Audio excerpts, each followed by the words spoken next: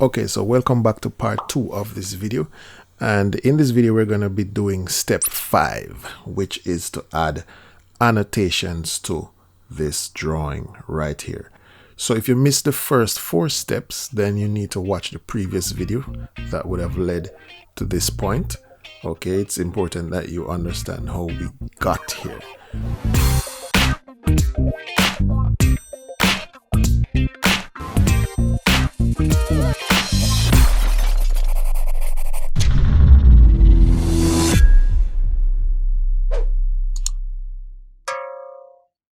So we're going to add some annotations to this drawing.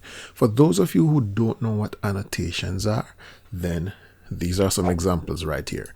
So we have dimensions, we have leaders, labels, notes, we have callouts, and we have tags, as well as other things like legend, schedules, and so on and so forth.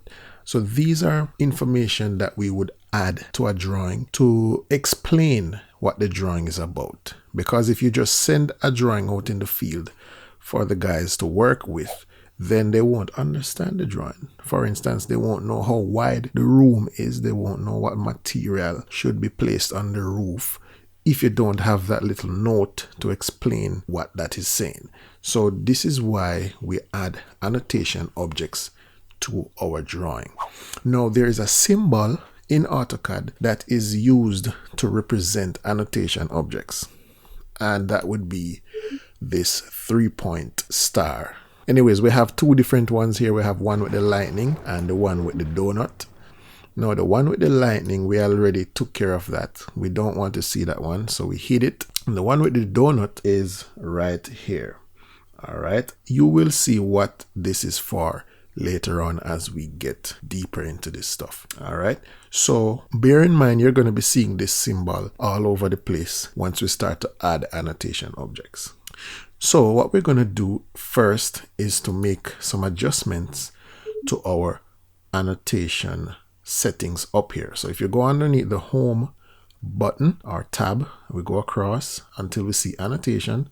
Click on that drop down, and then we're going to make some adjustment to these 4 settings right here. And I would recommend that you do them in the order in which they are laid out right here. So we're going to start with the text style. So we open it up, and as you can see here, I have some that came with the software by default, and this one I actually created this one. So what I'm going to do is to start a brand new one for this video. So we're going to click on this one, the annotative one, and we're going to make a copy of this one. All right, you want to make sure you copy one that has the 3 stars beside it, because this is telling us that this text is an annotative text. These other ones without the star, they are not. Okay, so we're going to copy this one.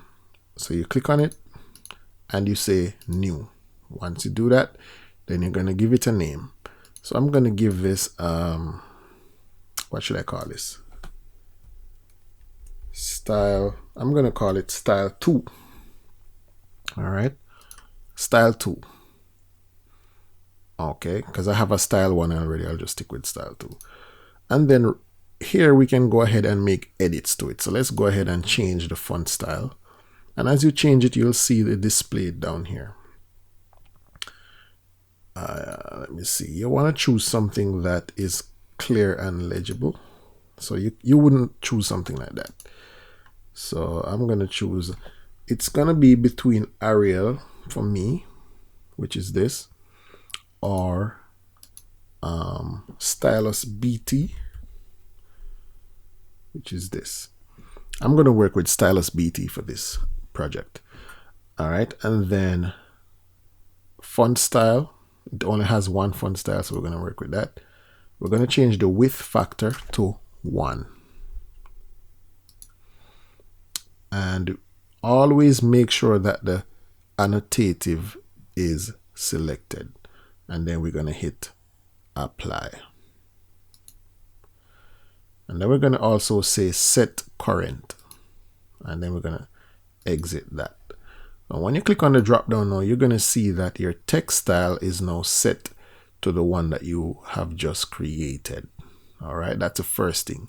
Then we're going to move down to our dimension style. So you see we're moving pretty fast through this. So let's open up dimension. And I think this is where it's going to take the most of our time. Again, I would recommend you make a copy of the annotative one. Okay, so click on it, make a copy of it. You would say new, and it would say start with annotative. Yes, we want to make a copy of the annotative one, and we're going to give it another name. So keeping things consistent, I'm going to call this style 2 dim. I have a style 1 dim. I'm going to call this a style 2 dim since we're using the name style 2, and we're going to say continue. So here it opens up our style 2 box, and now we can make adjustment to this. Now the first thing you need to do is to go to the text, and we're going to change the text style to the one that we have just created, which was style 2. So click on style 2, and right away you can see the display over here. By the way, if yours is small, yours might be like this. You can draw it up so it gets big. All right, so right away you see that your text has changed to the stylus BT text. And then we're going to change colors to by layer. Okay, always work with, no, we're not going to change that one, but we change the text color to by layer. No, things like text height, we're not going to change, guys. The size of the objects, we don't usually change them because AutoCAD gives us the perfect size. Unless you really need to change the size, then fine. But if that's not the case, don't change it. 2.5 millimeter is fine. All right. Text placement, where do you want this? Do you want it above, or do you want it below, or do you want it centered? I always work with outside. I like outside. And then we say horizontal. We're going to leave these as is. Also, the text alignment would be to align with the dimension line. If we should select horizontal, everything is going to be horizontal, even the one that is on the side here. But we don't want that. We want it to be aligned with the dimension line. Okay, so we do like that. Good. The next thing you're going to move over to is your symbols. Okay, and here I wouldn't change anything because we use the architectural ticks for architectural. If you're going to use, if you're doing engineering drawing, you might want to switch to filled arrows, which would look like that, or dots, which would look like that, or that. But we're going to stick with architectural ticks, and we're going to leave our leaders to arrow. All right, arrow size, beautiful, leave that. And we're not going to trouble anything else right here. Everything else looks good. We'll go over to lines, and this is where now we're going to change.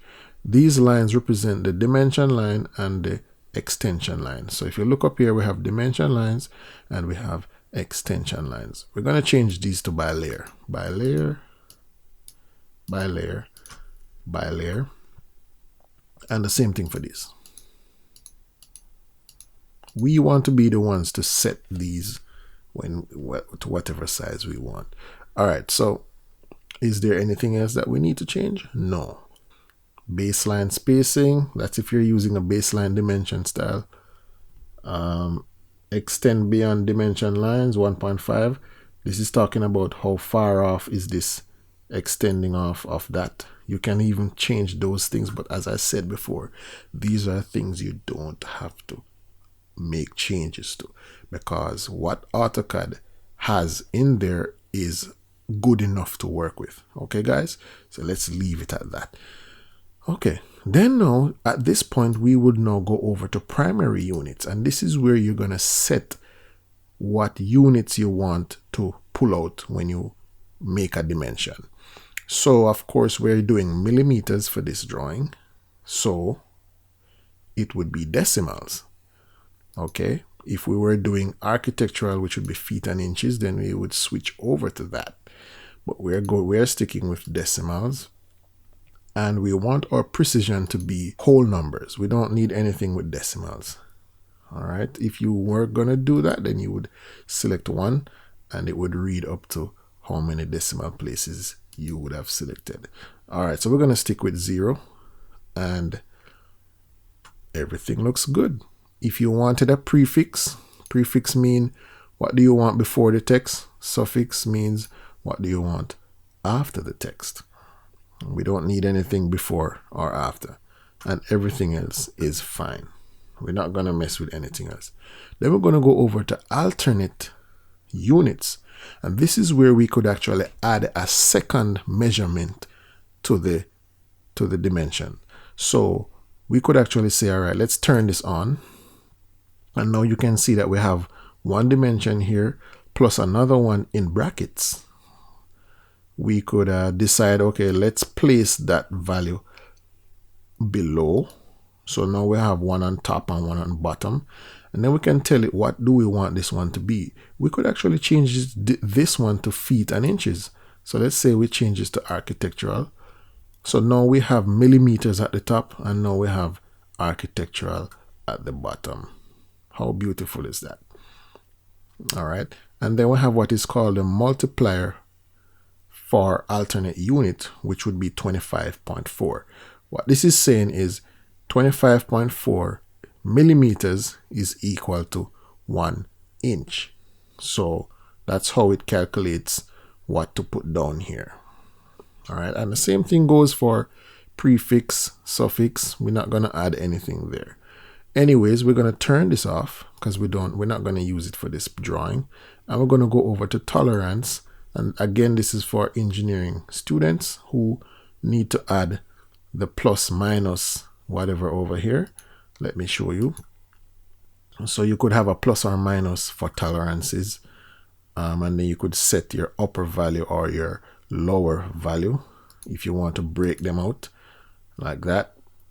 Plus, let's say plus 0.05, minus 0.08, and then we would change our precision to 2 dp to reflect those values out there. But we're not gonna use anyone. Turn it off, and guess what, guys? That is it for our dimension style. So we did our text, make sure it is at style 2, and we change all of these to by layer. We set our primary units. You're good to go. Oh, degrees, which would mean the 60 degree, how do you want it to look? Decimal degrees, we're going to leave this at 2 decimal places because sometimes we have angles that are measuring like 2.5, 25.75, that kind of stuff. So we're going to leave it as is right there, and then we're going to hit OK, and we click on dim 2, and we're going to say set current. Boom, X off that. Now when you click on the drop down, wow, look at that, we have our 2 settings done. So we're moving down quite nicely. Let's go down to our multi-leader settings, click on it, and here we're going to create a new one.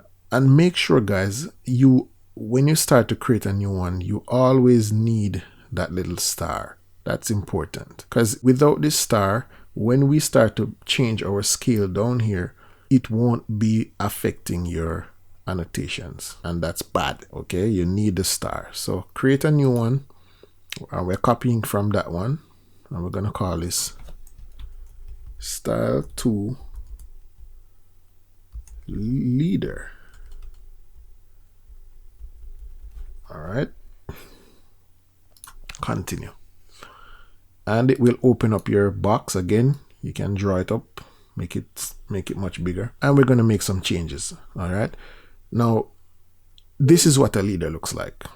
It's an arrow with a text to it, so it's like you use this to label objects. So what you're seeing here, type straight. We can make the line straight, or we can make the line curve or zigzag, but we're going to keep it straight.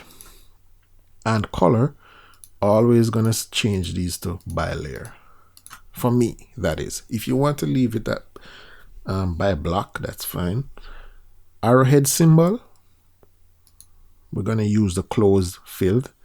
But for this one, I'm going to make the arrowhead a little bit bigger. So I'm going to change this to 2.5.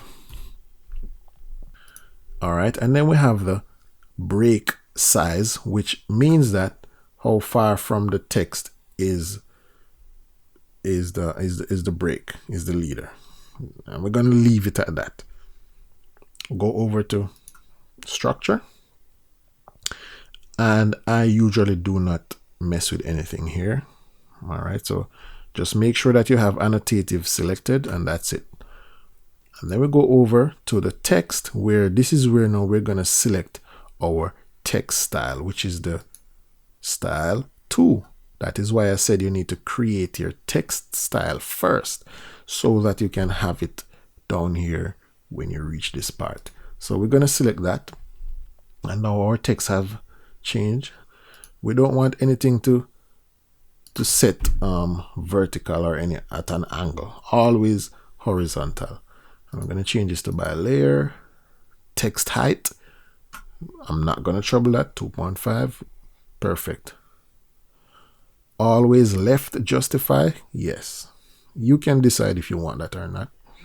And then we're going to decide, where do we want the arrow to begin? Do we want it to begin at it on the side, at the top, whatever? If you have 2 lines, where does it start? I always select middle of top line for both left and right alignment. So middle of top line. As a matter of fact, I think I might choose middle of bottom line for the right attachment. So if I have a second line, the arrow would attach to the bottom line of the second row. All right, so we're going to leave it there. And the landing gap, all right, the landing gap is 2 millimeters. We're going to leave that as it is right there. And that's it. That's it for our leaders. We hit OK, and then we're going to say set current, close, and look at that. Now we have all our style tools coming down. So we're going to make an adjustment now to our table style. And this is important, especially when you're going to do schedules, legends, and those kind of stuff. So we're going to click on table, and we're going to create a new table. Now, tables do not have annotations to them, but we're going to create one still. So we're going to create one from this one, the standard one. So we're going to say new, and we're going to call this style 2 table. Continue. And this is where now we go ahead. I'm going to pull this up so that you can see what's going on. We have 3 categories of text here. We have the title, we have the header, and we have data that falls down here. So that is where you can switch between the 3 up here and decide what you want to do with them. So for data, we're going to go over to text, and we're going to change the text to our style 2. Boop. All our data is now style 2. And we're going to reduce the text height to 2.5, because all along our text size have been 2.5, and I like to keep things consistent. You can work with the size that AutoCAD gives you, that's fine, no problem. All right, but I like to keep my text size consistent. And then I'm going to change this to by layer. I'm going to go over to general, and I'm going to say alignment, middle, center, color, by layer. Oops, nope, no. All the fill color always remain white. And then that would be data. And borders, by layer, by layer, by layer. And that's it. And then you would do this again for header, and then you do it for title. So I'm going to just go ahead and do this quickly. Style 2, I'm going to make this 2.5 as well. By layer, and then I go over to general. Okay, it's already at middle center. Border. Good. And then I'm going to go up to now my title, and I'm going to say style 2 again. And I'm going to make my title a little bit bigger, probably 4.5 than the rest of it. And I'm going to say by layer. And then I'm going to go over here. Oops. Everything looks good there. Go over here, by layer, by layer, by layer. And that's it. And we're done. We're done setting our table style. And we're going to hit OK. And now we have a table 2 here. And then we're going to say set current, close. So now if you click on your drop down, all of our settings are now set, and we're now ready to add some wicked annotation objects to this. All right, now remember, before you start to add anything to the drawing, set your scale. If you didn't set it before, now is the time to set it. So if we know that we're going to print this drawing at a 1 in 50 scale, then you go ahead and set your scale to 1 in 50. Please, for crying out loud. Because if you have it at 1 in, let's say, 1000, and I'm going to add, let's say, a dimension, and I add the dimension, look what's going to happen. You see what happened? It's very big. And if I had it at 1 in 1, let's go to the next extreme and try to add a dimension. This is what's going to happen. You can't see it because it's too small. Okay, so you need to make sure that you're doing it at a 1 in 50 scale, where the size of your text will be perfect. Check that out. Once you reach to this point, all you need to do is to just detail a drawing. So this process would be applied to any drawing you're doing. It could be a 2-story, a 1-story, a 10-story building. This is how you'd go about setting up your annotations, and then you'd be good to go. All right, so what I'm gonna do in the next video, I wanted this video to stop at part 2, but clearly it's too long, so I'm gonna stop the video right here. And in the next video, I'm gonna be detailing this entire building, just a plan view, so you can have an understanding of how to go about adding dimensions, details. If that is something you want to see, or maybe you want to see a full house plan, let me know by smashing the like button. 20 likes, I will do a full house plan with dimensions and explain it so you can understand everything. And yeah, so I'll see you guys in the next video. Just let me know. All right, cool.